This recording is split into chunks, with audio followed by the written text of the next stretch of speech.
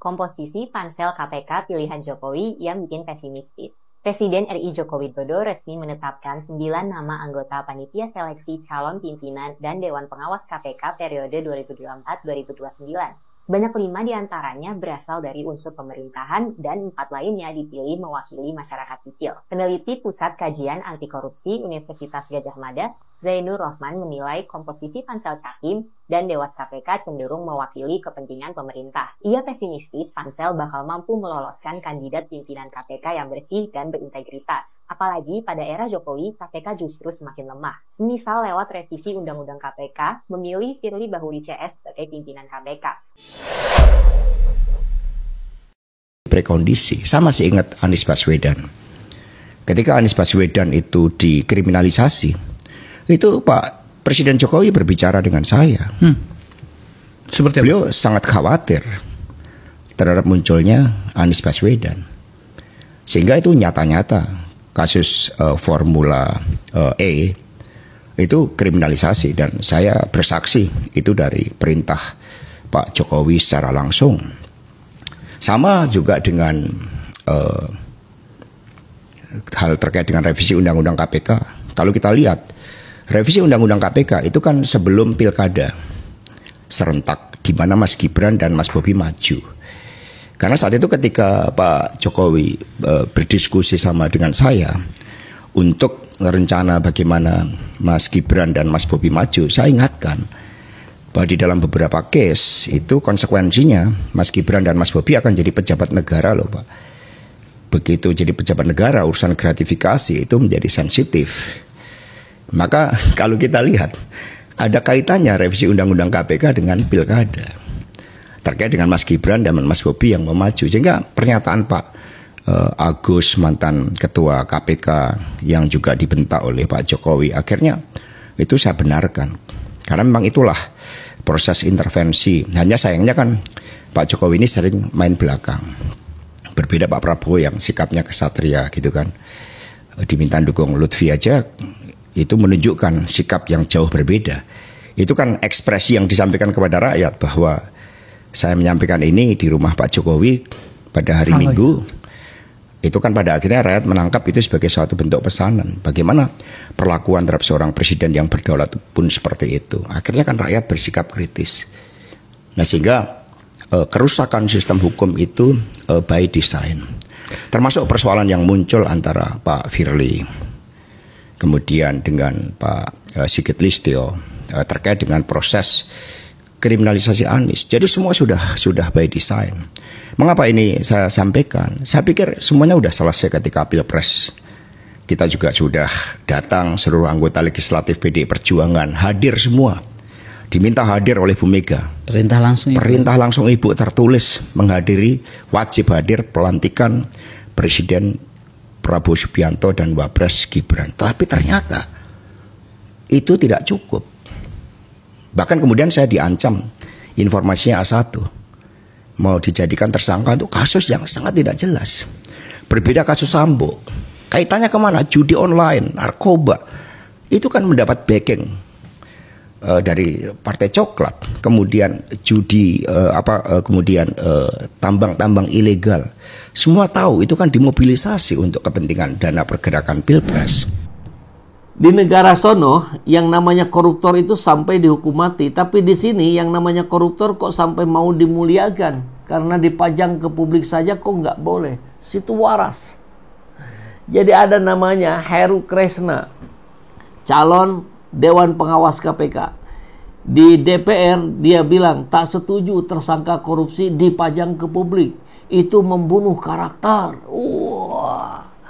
Memang ini bermula dari pertanyaannya Bambang Susatyo di DPR yang mengatakan ini memang boleh nih, ini kan memang wajar nih, dia kan belum baru tersangka, belum jadi terdakwa katanya. Nah, terus Anda hanya mempersoalkan koruptor. Bagaimana dengan maling ayam, maling motor, maling sendal yang kemudian dipajang juga ke publik? Kenapa dia jadi tersangka? Karena sudah ada 2 alat bukti yang cukup. Ya tapi kan belum terdakwa. Sekarang kita lihat dari banyak kasus, dari 100% kasus-kasus koruptor yang sudah orangnya dimunculkan ke publik, ada yang tidak terbukti? Ada. Tapi itu sangat kecil sekali. Mayoritasnya memang sudah terbukti. Ini soalnya. Jadi untuk koruptor, dibuatlah cara-cara agar mereka tetap mulia. Karena koruptor, walaupun sudah jadi terdakwa, dia tetap dengan mudah melakukan pelanggaran-pelanggaran. Sudahlah, kita tahu semua itu. Najib Shihab saja sudah sidak kok ke penjara korupsi di sini nih, yang dekat tempat saya. Di Sukamiskin. Itu sudah rahasia umum, sahabat. Orang napi keluar masuk itu sudah rahasia umum. Asal ada ini. Sudah rahasia umum juga. Sebagian dari napi di sana, mungkin sebagian besar itu pada beli rumah di belakang-belakang LP itu. Jadi ke LP mungkin bayangannya seperti kerja saja gitu. Ngabsen. Udah gitu balik lagi ke rumah. Kehancuran Indonesia ini kalau nggak dibenerin dari hal-hal yang begitu, makin hancur. Apalagi Gibran yang tidak disentuh-sentuh. Budi Ari kemarin bilang, saya sudah tahu siapa pemilik akun Fufufafa, tapi belum saatnya saya sampaikan. Belum saatnya atau belum boleh sama pimpinan Anda, kan itu.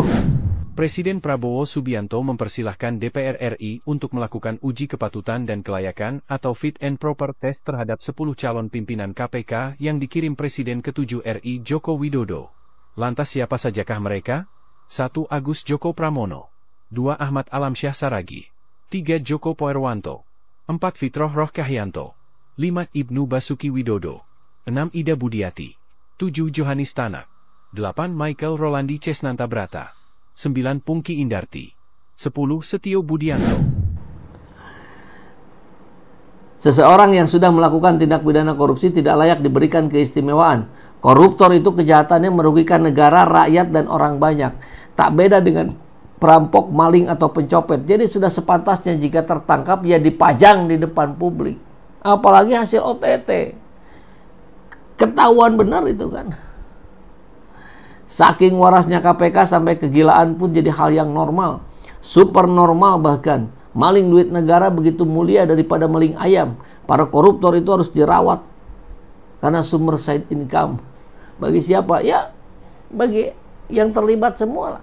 Sampai di sipir-sipirnya kan. Itu yang sudah jadi rahasia umum.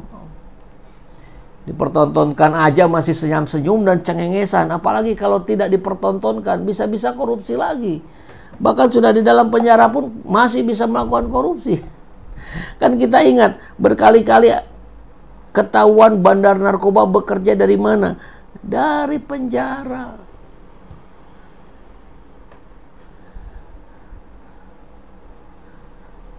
Standar ganda itu. Dilihat, dibaca narasi para capim KPK, otaknya pada nggak waras. Mereka semua seperti mau melindungi koruptor. Bubarkan KPK nggak ada guna kalau isinya iblis dan setan semua. Kita ingat ketika akalnya masih sehat, Fahri Hamzah berkali-kali bilang, bubarkan KPK, bubarkan KPK, kembalikan tupoksinya pada Polri. Tapi ya sudah masuk ke kolam kekuasaan, rusaklah akal sehatnya ya. Nah, ini kata Mark Twain. Politik adalah satu-satunya profesi yang memungkinkan Anda berbohong, mencuri, menipu, dan tetap dihormati. Makanya orang-orang brengsek masuk ke situ. Kemudian ada yang bilang, makanya orang baik itu jangan masuk politik karena politik itu kotor. Ya makin rusaklah politik. Mau diginiin nih Kim Jong-un. Kalau karakter koruptornya dibunuh, nyolong lagi dong bro, biar dapat jatah hasil olongannya. Ketahuan lu bro. Masih mending itu. Kalaupun ada pembunuhan karakter, masih mending itu. Nah, di negara lain Ces. Kan gitu. Wah, yang niat korupsi makin banyak nih. Kalau perlu jangan ditangkap, di WA aja, bagi-bagi gitu. Sungguh calon-calon pemimpin KPK yang sangat menjaga martabat koruptor. Siapa dulu dong yang milih? Bener juga ya, Cang Wawan nih. Heru Krishna orang yang agak aneh dan agak lain. Tapi yang begini barangkali yang sudah menjadi mayoritas hari ini. Kan gitu.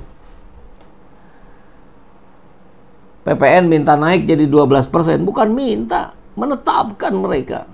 Sudah ditolak tetap saja gitu. Lubang korupsi nggak ditutup, kan ajib gitu. Namanya kenapa Heru sih? Maksudnya mungkin daripada pembunuhan karakter langsung hukum mati aja. Waduh. Ya kan kalau mau ya sudah begitu saja gitu. RUU perampasan aset koruptor itu sampai sekarang tidak diketok palu. Ada apa itu? Jangan-jangan ada kong kali kong sama dengan cukong.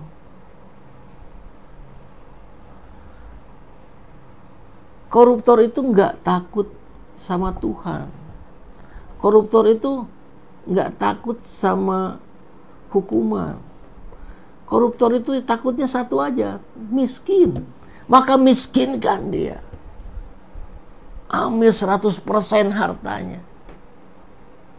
Udah, bikin kapok itu.